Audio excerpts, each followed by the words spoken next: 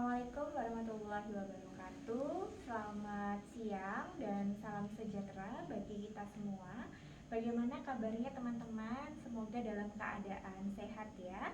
Pada kesempatan kali ini saya Feni Fidayanti ya, Bu Feni akan menyampaikan bagaimana pemeriksaan antenatal care atau pemeriksaan yang dilakukan pada ibu hamil.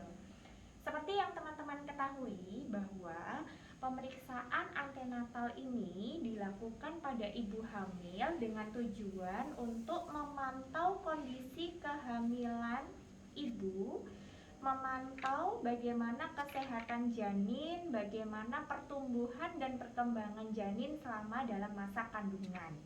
Biasanya selama kehamilan, ibu akan melakukan kunjungan secara rutin ke fasilitas kesehatan, bisa ke puskesmas dengan menemui bidan atau menemui bidan praktek mandiri atau bahkan ke rumah sakit.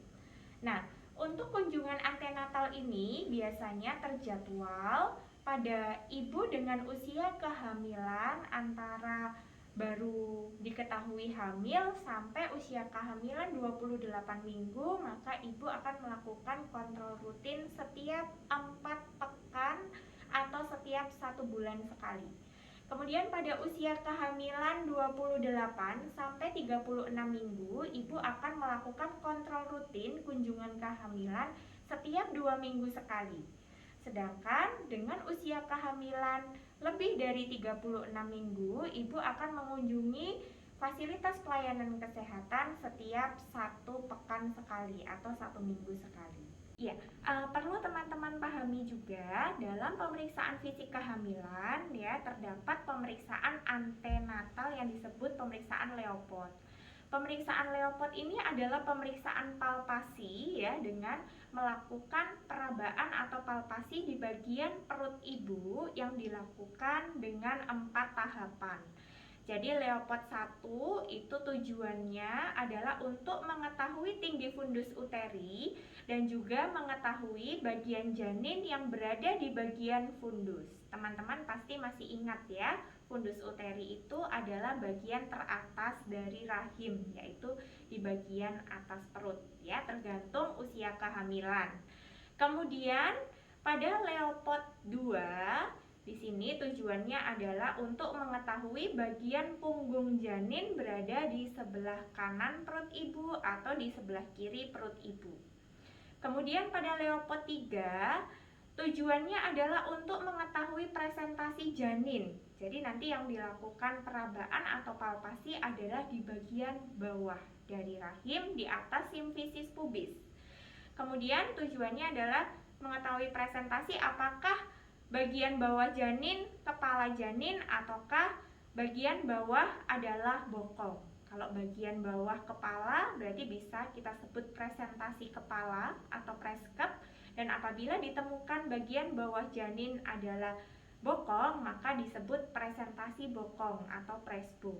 Nah, bagian yang normal adalah kepala berada di bagian bawah. Ya, jadi kalau yang di bagian bawah adalah bokong dan usia kehamilan ibu sudah tua, katakanlah sudah 38 minggu, 37 minggu atau lebih, maka di sini dikatakan malpresentasi ya, teman-teman. Jadi kemungkinan nanti akan direkomendasikan untuk melahirkan secara seksio-sesar. Nah, kemudian pada tahap yang keempat yaitu Leopold 4, tujuan dari Leopold 4 yaitu untuk mengetahui apakah janin sudah masuk ke dalam pintu atas panggul atau yang kita singkat dengan PAP atau belum. Sehingga nanti kita juga bisa mengevaluasi sejauh mana janin sudah masuk ke pintu atas panggul. Baik, sekarang kita akan mulai ya teman-teman untuk proses demonstrasinya. Ya, baik. Teman-teman langsung saja kita ya akan mendemonstrasikan bagaimana langkah-langkah pemeriksaan fisik ibu hamil, di mana di dalamnya juga akan dilakukan pemeriksaan Leopold. Baik, kita akan saksikan teman-teman apa saja alat-alat yang harus disiapkan. Baik teman-teman, untuk pemeriksaan fisik pada ibu hamil atau pemeriksaan fisik antenatal perlu teman-teman ketahui langkah yang pertama di dalam SOP adalah adalah tahapan preinteraksi. Di mana tahapan preinteraksi ini kita akan mengecek rekam medis yang pertama untuk memverifikasi order, apakah kondisi kehamilan ibu saat ini ada keluhan, kemudian bagaimana usia kehamilan ibu, dan saat ini ibu kontrol dalam usia kehamilan yang berapa dan kebutuhan ibu pada saat kontrol ini apa. Jadi harus kita cek dulu di rekam medis. Kemudian setelah kita memverifikasi data-data pasien, selanjutnya kita akan mempersiapkan peralatan yang akan digunakan, ya teman-teman. Mungkin bisa dilihat nanti alat-alat yang akan digunakan, yakni ya, yang pertama kita siapkan hand rub ya, atau lebih baik nanti teman-teman bisa melakukan cuci tangan 6 langkah ya, sesuai rekomendasi WHO sebelum melaksanakan kegiatan ini. Kemudian di sini ada alat yang disebut dengan fetoskop ya teman-teman ya. Nah, fetoskop ini adalah yang manual. Kemudian nanti kalau yang kita ingin mengobservasi denyut jantung janin menggunakan alat kita bisa menggunakan Doppler. Jadi yang ini Doppler, yang sebelah kiri ini bisa mendengarkan secara langsung bagaimana denyut jantung janin ya. Jadi nanti akan terdengar suara duk duk duk. Kemudian ini adalah fetoskop yang secara manual kita tidak bisa mendengarkan dengan keras bunyi denyut jantung, tapi kita akan mendengarkan denyutannya, dan nanti harus dibandingkan dengan denyut nadi ibu supaya tidak keliru. Kemudian setelah itu teman-teman, tentu kita akan melakukan pemeriksaan umum pada pasien kesehatan umum ya, dengan menggunakan stetoskop. Kemudian nanti juga bisa mendengarkan bising usus pasien. Selanjutnya adalah tensimeter untuk mengetahui bagaimana tekanan darah pasien ya, dan ini alat yang tidak kalah penting, yaitu kita akan menggunakan midline ya teman-teman ya. Midline ini akan kita gunakan untuk mengukur tinggi fundus uteri atau tinggi dari ukuran fundus ibu ya. Kemudian kita juga akan menggunakan pen light untuk mengevaluasi apabila ada permasalahan di bagian rongga mulut, rongga hidung, rongga telinga, dan mengidentifikasi ukuran pupil. Selanjutnya kita juga menggunakan hem reflex teman-teman pada ibu hamil. Identifikasi hem reflex ini penting ya untuk menilai bagaimana refleks patella pada ibu ya, khususnya di bagian patella ya teman-teman, karena pada beberapa kondisi misalnya ibu yang mengalami preeklamsi, kita bisa mengevaluasi bagaimana refleksnya, termasuk ibu-ibu yang mendapatkan pengobatan MGSO4 seperti itu. Kemudian teman-teman di sini juga kita nanti akan menggunakan handscone. Sebetulnya pada pemeriksaan Leopold itu kita tidak memang lebih nyaman tidak menggunakan handscone ya, karena kita bisa mempalpasi lebih sensitif. Tetapi dengan adanya pandemi COVID yang mengharuskan kita untuk menggunakan APD lengkap, sebaiknya teman-teman bisa menggunakan APD lengkap termasuk handscone. Oke. Ya. Baik, untuk tambahan peralatan teman-teman, tadi Ibu ingin menyampaikan bahwa kita menggunakan jeli khusus ya, ini sebagai media untuk penggunaan dari Doppler tadi, karena nanti ketika kita akan menggunakan Doppler ya teman-teman ya, di bagian ujung sini kita akan harus ada medianya, sehingga nanti bagian perut ibu diolesi jeli dan bagian ujung ini akan dioleskan di bagian perut ibu yang sudah diberi jeli ya, sehingga kita akan bisa mendengarkan denyut jantung janin. Selain itu biasanya pada pemeriksaan ibu hamil ya teman-teman, di bagian depan pendaftaran dan di screening awal itu ibu akan dilakukan pemeriksaan tekanan darah dan pengukuran berat badan. Pengukuran berat badan ini penting teman-teman untuk mengidentifikasi bagaimana penambahan berat badan ibu setiap bulannya ya, karena secara ideal ibu berat badannya akan mengalami peningkatan 0,5 sampai 1,5 kg setiap bulannya. Seperti itu teman-teman ya. Baik, kemudian di tahap preinteraksi, setelah kita mempersiapkan peralatan, kita memverifikasi order, maka kita juga harus memastikan kita menjaga privasi dan kenyamanan dari pasien. Maka kita akan menggunakan selimut untuk menutupi bagian yang tidak diperiksa ya teman-teman, untuk menjaga privasi klien. Kemudian kita juga harus menutup tirai. Kemudian kita juga menyampaikan komunikasi yang baik dengan pasien. Seperti itu. Kemudian sebelum nanti kita masuk ke tahap orientasi, kita akan melakukan cuci tangan terlebih dahulu ya.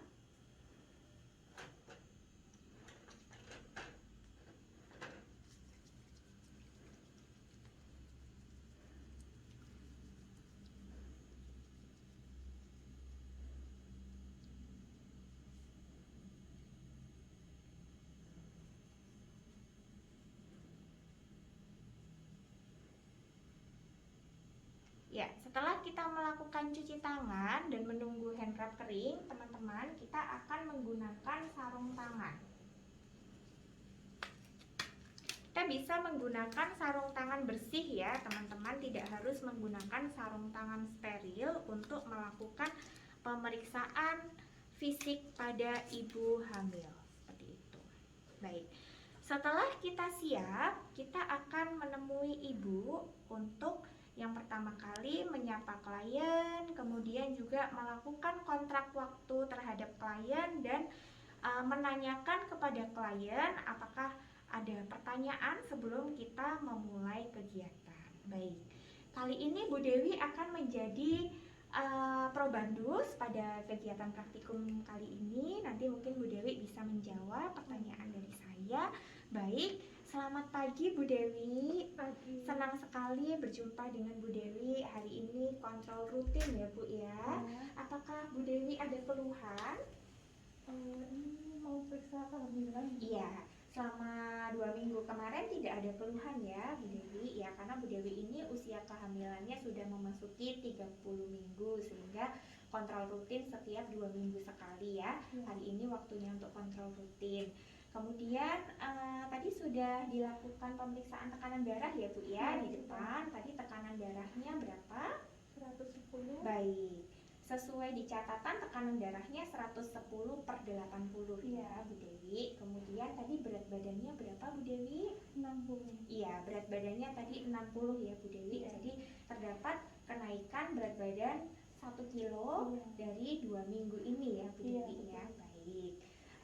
Hari ini saya Nurse Feni, Bu Dewi akan melakukan pemeriksaan fisik pada Bu Dewi dari kepala sampai kaki, dan nanti di bagian perut akan kita lakukan pemeriksaan Leopard untuk mengetahui bagaimana perkembangan dan pertumbuhan dari janin. Kurang lebih waktu yang dibutuhkan adalah 10 menit sampai 15 menit. Apakah Bu Dewi bersedia? Ya. Baik. Apakah ada pertanyaan sebelumnya? Belum ada sih. Iya. Baik, bisa kita mulai ya Bu ya. Bisa. Baik, silakan. Ibu sudah buang air kecil sebelumnya? Sudah ya, karena nanti untuk pemeriksaan bagian perut supaya lebih nyaman, sebaiknya Ibu sudah buang air kecil. Ya, kita langsung mulai saja. Iya. Ya, untuk pemeriksaan yang pertama kita akan mengevaluasi bagian kepala pasien ya. Kita bisa tanyakan apakah Bu Dewi rambutnya rontok selama kehamilan.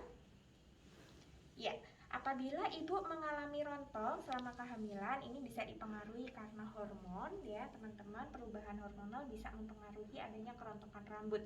Kemudian kita evaluasi kebersihan rambut, apakah rambut ibu bersih atau tidak ya. Kemudian warna rambut bisa dievaluasi teman-teman. Apabila warna rambutnya hitam, maka kondisi pasien baik ya. Kadang-kadang pada pasien yang mengalami malnutrisi, bukan karena dicat ya, rambutnya akan tampak kemerahan, tipis, dan mudah rapuh. Nah, itu bisa kita evaluasi.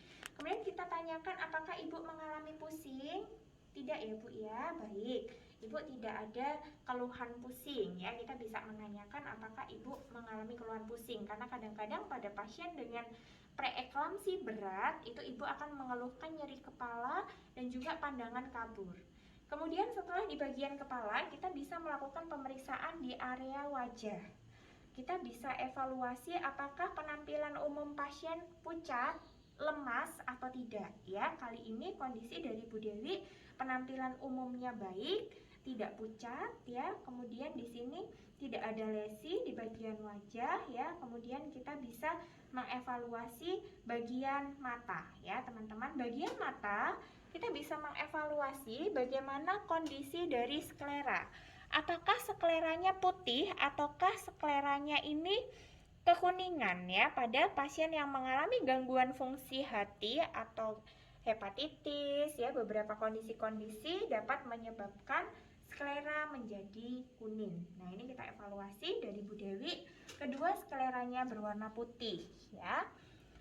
Kemudian di sini kita bisa lihat bagian konjungtiva ya, teman-teman. Jadi untuk mengecek bagian konjungtiva, kita akan menarik bagian bawah mata satu per satu bergantian. Jadi untuk menariknya nggak boleh dua-duanya, tapi bergantian.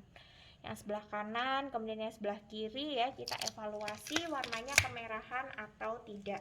Apabila warnanya kemerahan, berarti konjungtivanya pink ya, berarti konjungtivanya baik, kemungkinan ibu tidak mengalami anemia. Tapi apabila konjungtivanya pucat, kemungkinan ibu mengalami anemia.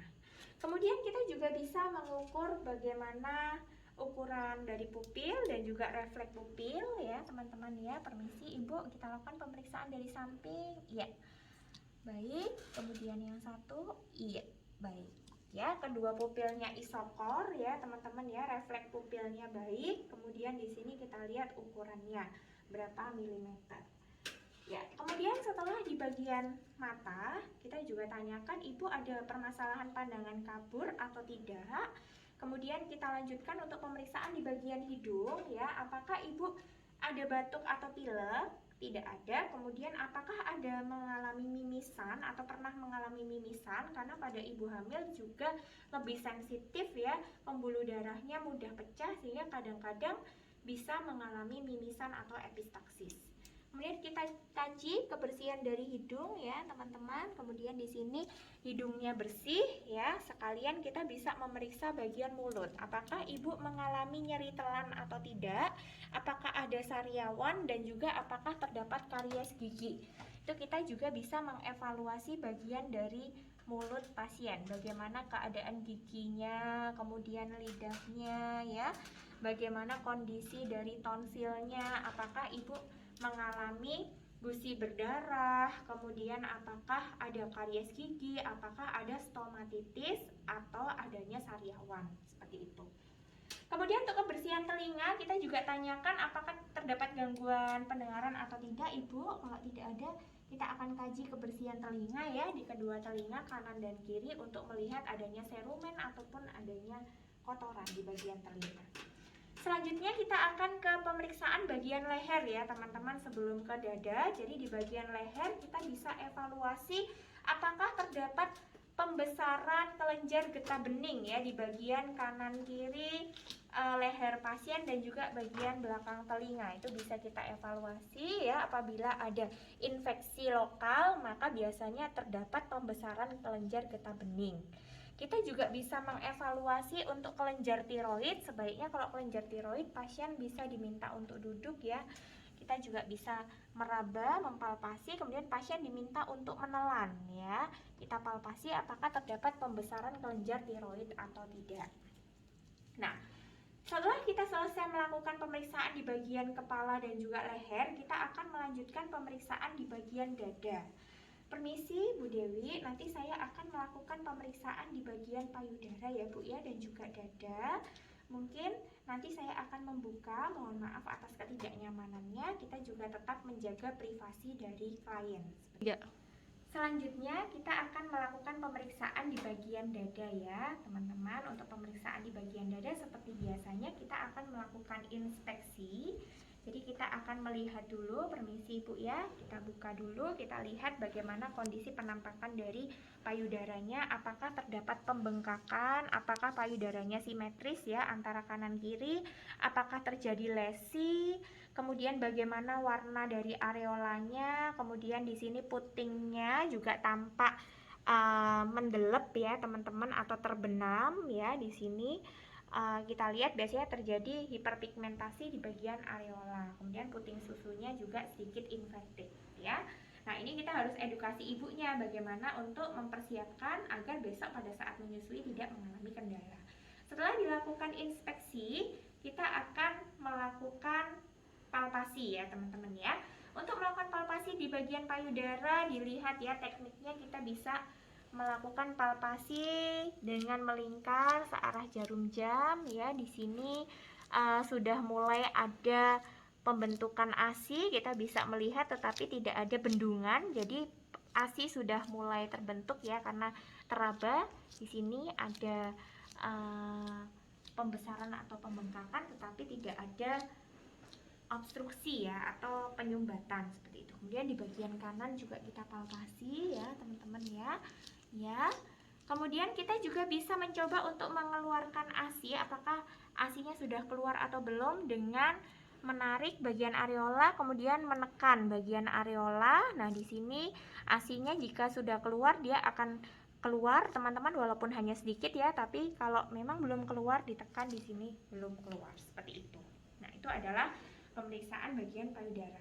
Kemudian setelah kita melakukan palpasi ya, kita tidak melakukan perkusi ya teman-teman di bagian payudara, tetapi kita mendengarkan bagaimana bunyi paru dan juga bunyi jantung ya, seperti teman-teman mempelajari bagaimana pemeriksaan fisik dari paru ya.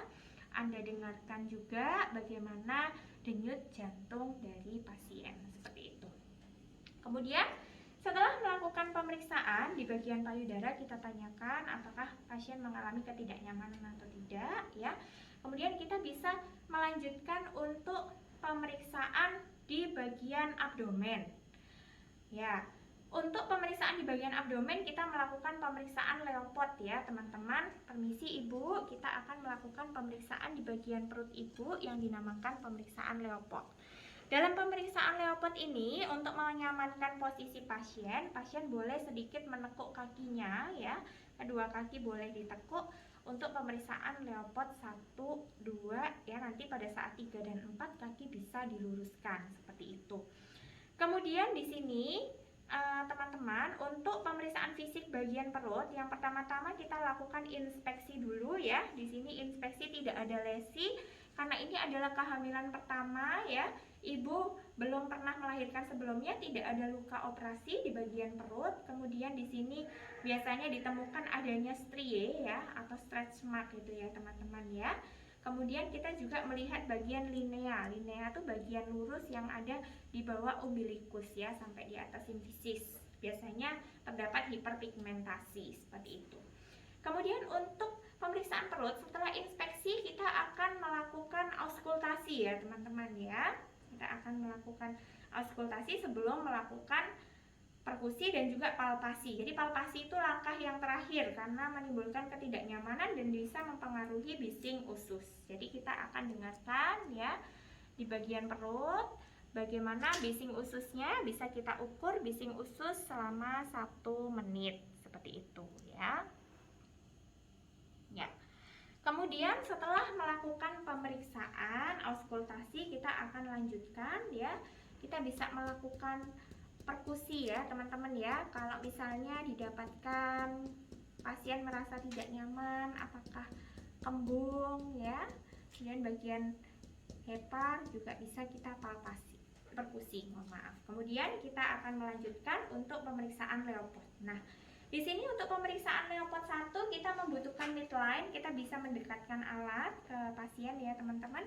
Kemudian di Leopard 1 kita bisa melakukan palpasi. Jadi palpasi itu tidak dikelitik-kelitiki atau diraba-raba halus, tetapi kita menekan ya bagian fundus uteri. Nah, ini kita cari bagian teratas dari rahim ibu itu berada di sini ya. Kita tandai dulu teman-teman. Oke. Kemudian kita raba, ini ada apa ya? Di sini teraba, lunak, mendatar ya, tidak bulat melenting. Berarti di sini adalah bokong ya. Kemungkinan adalah bokong bayi karena kepalanya normalnya ada di bawah. Kemudian kita tahan, kita tarik ya teman-teman ya untuk midline-nya dari 0.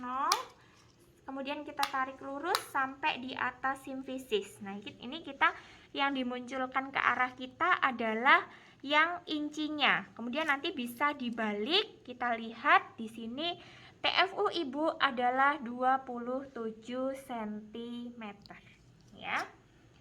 Jadi di sini hasil dari pemeriksaan Leopard 1 sudah kita temukan, ada bokong di bagian fundus atau bagian atas rahim ibu. Kemudian TFU-nya 27 cm. Kita akan lanjutkan ke Leopard 2. Leopard 2 untuk mengidentifikasi letak punggung. Satu tangan meraba, menekan.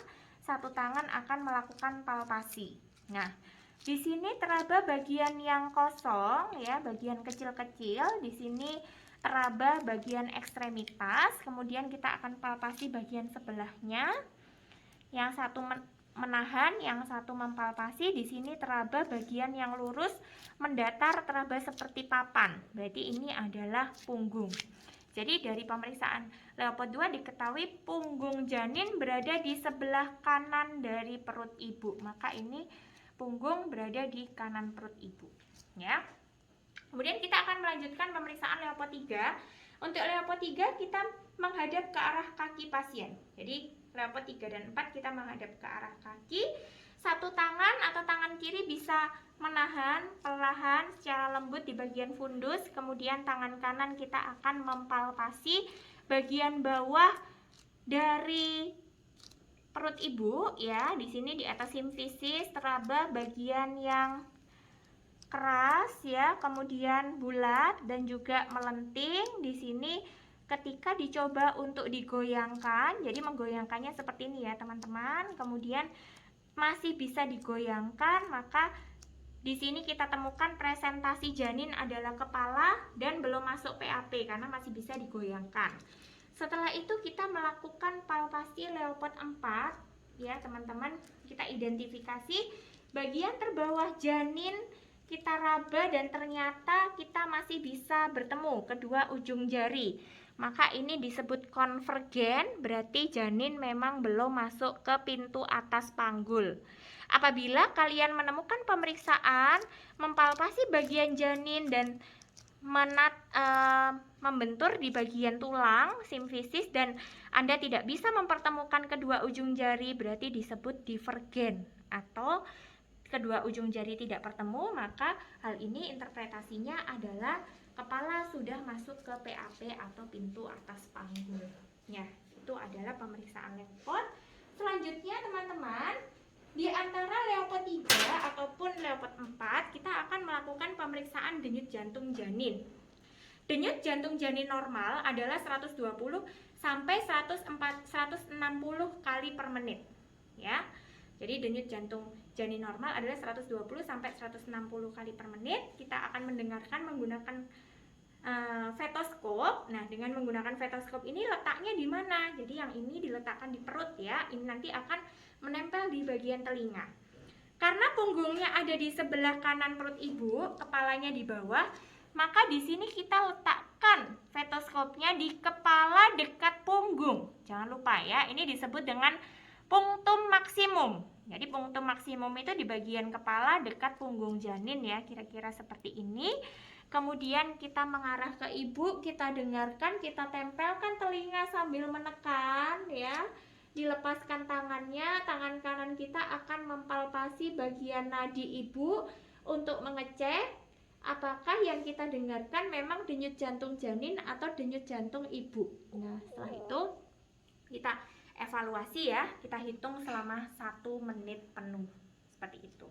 Atau bisa juga dihitung 5 detik pertama, 5 detik ketiga, dan 5 detik kelima, kemudian dijumlahkan. Setelah dijumlahkan dikalikan 4. Selanjutnya selain menggunakan ini, kita juga bisa menggunakan Doppler ya, selain menggunakan fetoskop. Biasanya kalau di puskesmas atau di klinik maka akan digunakan Doppler. Dengan menggunakan Doppler ini biasanya akan lebih mudah ya teman-teman. Tetapi untuk video penggunaan Doppler akan saya share nanti. Jadi nanti teman-teman bisa belajar sendiri untuk bagaimana cara menggunakan Doppler. Selanjutnya ya, kita sudah selesai melakukan pemeriksaan Leopold, kita sudah mendapatkan data-data ya teman-teman. Kita akan melakukan pemeriksaan di bagian ekstremitas. Ya, jadi di bagian ekstremitas, di bagian tangan kita lihat apakah ada odem, pembengkakan atau tidak. Kemudian bagaimana capillary refill time-nya ya, apakah kurang dari 2 detik atau tidak. Termasuk nanti kita akan melakukan pemeriksaan di bagian genitalia maupun ekstremitas. Nah, untuk pemeriksaan di bagian genitalia kita perlu tanyakan kepada ibu ya, apakah ibu mengalami keputihan atau tidak, apakah gatal atau tidak, karena ibu hamil umumnya mengalami keputihan yang fisiologis. Jadi produksi dari leukositnya akan lebih banyak ya, sehingga biasanya keputihannya berwarna putih bening namun tidak gatal. Kemudian kita tanyakan apakah ibu mengalami perdarahan flek-flek atau tidak selama kehamilan ya, karena itu penting sekali.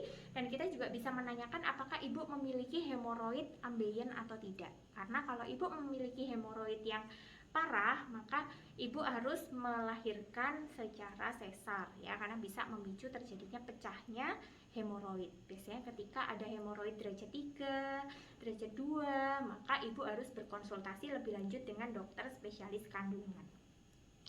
Ya, kita akan lanjutkan teman-teman ya untuk pemeriksaan di bagian ekstremitas bawah. 3. Nah, pada saat kita melakukan pemeriksaan ya teman-teman di bagian ekstremitas bawah, kita bisa melihat apakah ada odem atau tidak dengan menekan bagian ekstremitas ya di atas tulang kering. Nah, di sini kita tekan. Nah, bagaimana pengembaliannya? Di sini tidak ada odem ya, teman-teman. Kemudian kita akan mengkaji adanya tromboflebitis ya. Untuk mengkaji tromboflebitis kita akan melakukan pemeriksaan Homan sign ya, atau tanda Homan teman-teman ya. Jadi caranya kita angkat ya, kemudian kita angkat dan bagian telapak kaki kita dorsofleksikan. Kita tanyakan apakah ibu mengalami nyeri atau tidak. Apabila ibu mengalami nyeri, berarti kemungkinan terdapat tromboflebitis ya. Tapi kalau ibu tidak mengeluh nyeri, berarti di sini tanda Homan-nya negatif atau tidak terdapat tromboflebitis ya. Simpel ya teman-teman untuk pemeriksaan di bagian ekstremitas. Jadi identifikasi adanya odem atau pembengkakan, kemudian bagaimana capillary refill time di bagian kaki, dan bagaimana tanda-tanda Homan. Selanjutnya nanti kita akan melakukan pemeriksaan refleks patella. Untuk pemeriksaan refleks patella mungkin nanti ibu akan menjelaskan kepada teman-teman dengan video yang live ya. Nanti akan kita share juga sehingga teman-teman bisa melihat bagaimana cara pemeriksaan refleks patella. Oke, 3. baik. Teman-teman, tadi adalah serangkaian kegiatan pemeriksaan fisik ya, dari kepala sampai kaki termasuk manuver Leopold. Selanjutnya kita akan ke tahap terminasi, kita evaluasi bagaimana respon klien, bagaimana Bu Dewi setelah dilakukan pemeriksaan ya, tadi dari kepala sampai kaki ya, Bu Dewi sudah mendengarkan hasilnya tadi, jadi kondisinya normal ya Bu ya. Tadi perkembangan adik juga alhamdulillah baik. Tadi TFU-nya bertambah, jadi ukuran janin juga bertambah. Kemudian tadi ibu juga melihat tidak ada pembengkakan ya Bu ya. Kemudian posisi janin bokongnya tadi di atas, kepalanya di bawah ya Bu. Insya Allah sudah mapan ya, dipertahankan untuk kondisi kesehatan ibu, jangan capek-capek. Mungkin ada pertanyaan Ibu? Tidak ada. Baik, nanti ibu harus kontrol lagi ya, 2 minggu lagi ya. Kemudian nanti ibu juga akan dilakukan pemeriksaan kadar hemoglobin untuk mengetahui apakah ibu mengalami anemia atau tidak selama kehamilan. Jangan lupa juga untuk selalu mengkonsumsi suplemen atau vitamin yang diberikan dari puskesmas dan konsumsi makanan yang bergizi. Seperti itu Ibu ya. Baik, kalau tidak ada pertanyaan silakan Ibu bisa menunggu di ruang tunggu, nanti kami akan mendokumentasikan semua kegiatan. Hasil pemeriksaan jangan lupa untuk didokumentasikan ya teman-teman di bagian rekam medis pasien dan juga di buku KIA. Ya, baik teman-teman, mungkin demikian demonstrasi dari Ibu ya. Setelah selesai kita akan merapikan peralatan. Jangan lupa sarung tangan akan dibuang ke tempat sampah medis ya teman-teman. Kemudian kita juga akan melakukan cuci tangan 6 langkah setelah selesai kegiatan dan merapikan semua peralatan. Jangan lupa untuk mendesinfeksi semua peralatan yang digunakan. Sekian dari saya, terima kasih atas perhatiannya. Wassalamualaikum warahmatullahi wabarakatuh.